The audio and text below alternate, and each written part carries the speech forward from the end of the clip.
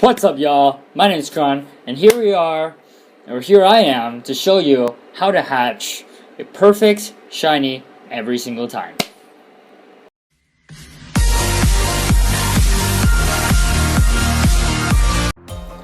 Now, what the hell do I mean by a perfect shiny? Well, for starters, I'm gonna say this. It's not gonna be perfect. Basically, this method is not a way to manipulate stats in order to fit a Pokemon that you want to be shiny. You're not going to get that 6 IV, hidden ability, 9-tails you want every single time. But rather, you can hatch a shiny with a set number of IVs and ability, and then you can find a Pokemon that fits that set. So basically, the theory is, DAYCARE, anything hatched can be ideal. So why is that?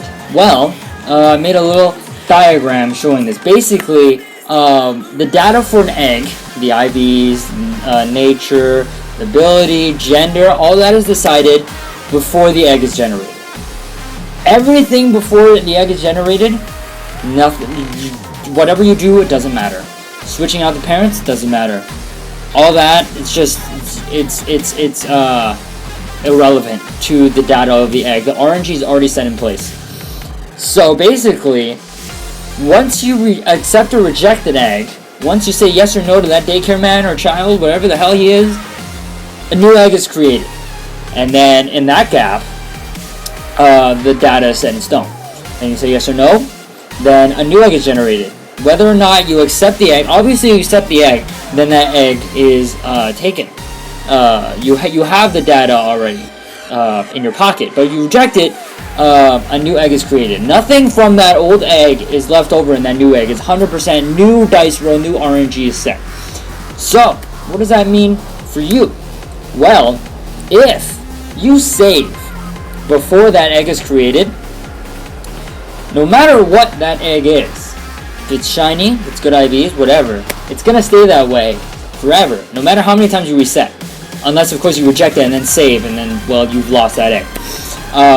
So basically, the idea is, you take an egg, or, no, more like, this is why this can be also called the future sight method.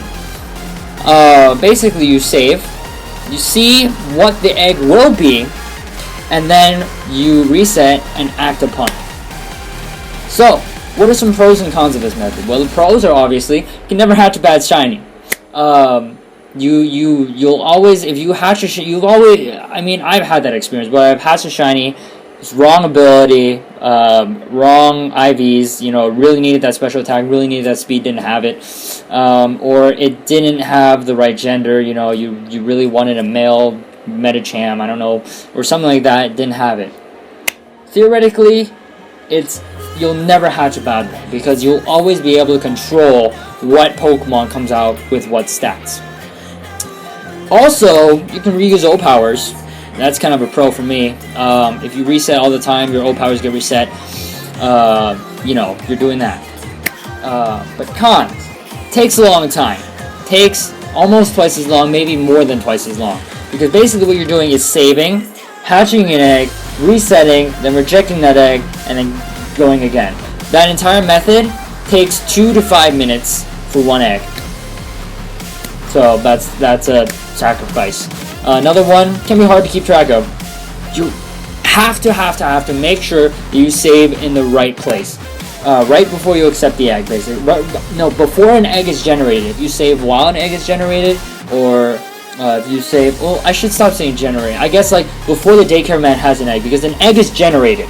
Egg is always going to be generated. Egg data is already generated, but when the dude has an egg, you know. So you know you have to save in the right spot, or else the whole method's ruined. If you hatch a shiny during that time and you reset, things can be messed up. And that. So pros and cons laid out. If you're still interested, keep watching, and I'll show you how exactly you do this. So we're outside the daycare, and we're not going to save. Hold on, we're not going to save.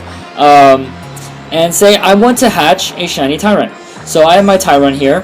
That's in 5 IVs, Firefang Dragon Dance, and that's sturdy. So I want a sturdy, jolly 5 IV Shiny Tyrant. And I have my 6 IV Ditto here. And for the Masuda Method, obviously. Oh, that's another thing. Make sure that you're using Masuda Method for both the original parents and the switched parents, because that would mess things up drastically. Because, yeah. So first of all, you want to find your Destiny Knot, slap it on your Ditto. You want to find your Everstone, slap it on the mom with the good nature that you want, and you're gonna put them in the DAYCARE so they can diddly doodly daddly do. Yep, that's the scientific term for it. Remember what I said? Switching parents doesn't matter. The egg isn't generated at this step. The egg is already generated. There's already data for an egg. So no matter what parents I put in here right now, it doesn't matter. If it's shiny, if it's not shiny, it's gonna be it's already known. So we're gonna put my parents in there, and then we're gonna go ahead and save. So we're gonna save before he has an egg. Before he has an egg, make sure this guy. Look at this guy. This guy doesn't have an egg. This guy doesn't have an egg. So you've saved, and now we're gonna go ahead and grab an egg. So now basically, we're going to be able to look, we're going to look into the future. So at that point, we saved, and then we sat down and we just like, look in the future. So this is our future sight right now. This is what the future could be. This is what we're looking at the future. We're getting an egg in the future. This egg data will never change. No matter how many times you reset, since you saved at that point, the egg data was already made. You can always, it's going to be 100%, that's the data. So we're going to go ahead and use a hatching power. No, not hatching power 2, hatching power 3 because it's faster. And then we're going to go ahead, and if you didn't know about this method already, you can hold down up and then it'll go forward, and it's a circle around the island. So we're going to wait for this egg to be hatched, and I'll be back. So finally the egg hatched. That egg took forever to hatch. Now, for sake of example, I am using Tyrant as the parent, but it doesn't have to be. Your parents, your original parents don't have to be the mon that you want to be hatched as a shiny. I would actually recommend, instead of using Tyrant, use Magikarp, because Magikarp is very easy to hatch very quick, and you'll see why you can use Magikarp afterwards. So you see it's not a shiny, it's crap, it's garbage, we're gonna reset. So now that we saw it in the future, we know that this egg is a shiny, not a shiny. We saw it in the future, so we're like, no, sorry, no, it's no bueno para mí. So, now, we can go ahead and load our file. Go ahead and load our file. And then, we can go ahead and, so now we saw in the future. We just saw, that was all a vision. That was all a vision that we just saw. We were just, whoa. That was crazy. That's so Raven. That's so Raven. That is so Raven. Right there. Right there. If you know that reference, then you're a cool person. But, we're gonna wait till the guy has an egg. Come on. Get an egg. There we go. We can say no to him. We're gonna be like, hey, bro, get out of my face. I don't want that egg. We saw what it is. It's not shiny. So now, a new egg right in that second was generated. So we're gonna go ahead and save. And that is new egg data made. Now we're gonna look into the future again. We're gonna look into the future and see if this one's shiny. So now this is a second vision. So basically, this is what you keep doing. This is what you keep doing and doing and doing. You look into the future. Once the future is bad, you reset, and then you go back to the present, and then you reject the egg. Then you save, look in the future again. Yeah, you keep doing that over and over again. I hope this isn't confusing. I'll have a step-by-step instructions maybe in writing in the description. That might be more helpful. So we're gonna hatch another egg. We're gonna look at this one. So yeah, I'm back. So you keep hatching eggs over and over again. Keep seeing those visions over and over again. We keep basically seeing failures over and over again. Until you get a shiny. So, now that we have this fabulous shiny in front of our eyes, excuse me, we're not going to get it yet, so we don't know how good it is. We're going to check if it's a shiny that we like. Ignore the other things in the party that will come in later. So we're going to see Shiny Tyrant is Strong Jaw. Not Sturdy like I wanted, which is sad, but now we know that this is a shiny egg that is going to not have its hidden ability. Now let's go ahead and check its IVs. Maybe its IVs will be good. So then we'll know whether or not, or we'll be able to decide based on IVs what kind of set of Mon that we want to actually be shiny. So obviously this is not a good Tyrant because I want a sturdy Tyrant, so it can't be a Tyrant. And it also has HP, attack, defense, and special defense. So that's it, 4 IVs. So I actually went to the battle testing in Mauville, made a level 50, checked its stats, and then checked its hidden power. So I know for a fact that it has 31 IVs in those 4 stats. It has 20 IVs in special attack, which is the amount of IVs the female Tyrant had, which means that special attack came from that. And the speed is a wild card, which is 10 IVs, which is garbage, absolute garbage. Speed IVs. Speed is the only like stat you have to have 31 in if you want to be a fast Mon. So we have to have, basically, now that we saw into the future, we know this egg is going to be shiny, it's going to have crap IVs. In speed, it's not going to have its hidden ability. Well, we also know it may or may not be male. Because Tyrant has an 87.5% chance to be male. If we put something in with different gender ratio, then it could be a different gender. So we're going to reset. Screen's going to go black.